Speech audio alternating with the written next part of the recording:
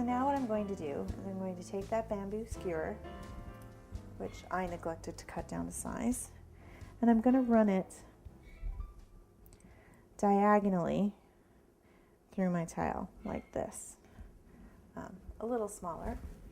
So I'm going to cut it using my X-Acto knife. If you have wire cutters, they work a lot better for that. There we go.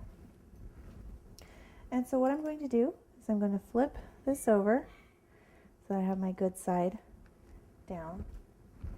And with my Tylose glue, I'm going to make sure I get all the way out to the edges. And the great thing about the Tylose glue is not only is this going to make it really stick together, the Tylose actually helps it harden faster.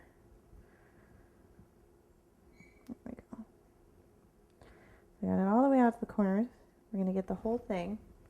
You don't need a whole awful lot. Just put a little on there and smear it around. There we go.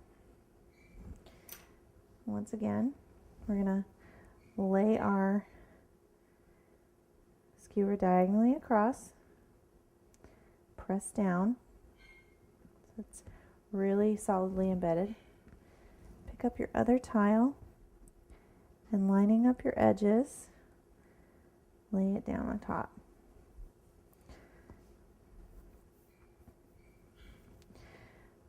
Now if you notice any sort of stretching, you can use your ruler to kind of readjust.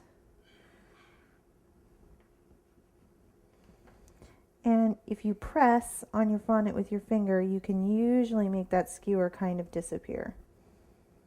You just have to press it down into the fondant. There you go.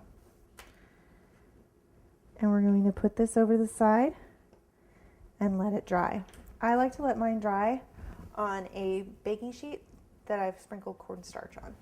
That way it doesn't stick and the cornstarch helps pull the moisture out. Now we're going to go ahead and cut some tiles. We already have our one straight line, but we're going to go ahead and cut it because it stretched a little bit while we were picking it up and down. And I'm just going to go along and cut 1-inch tiles. So, using that straight edge,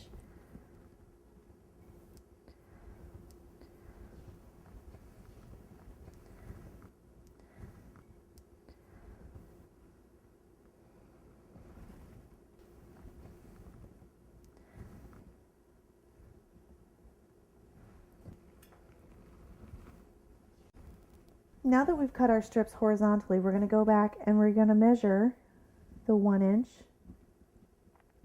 for our horizontal cut, or excuse me, for our vertical cut.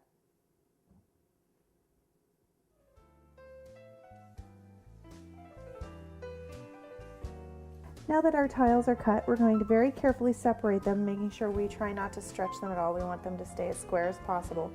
And go ahead and dry them on that same cookie sheet with your cornstarch.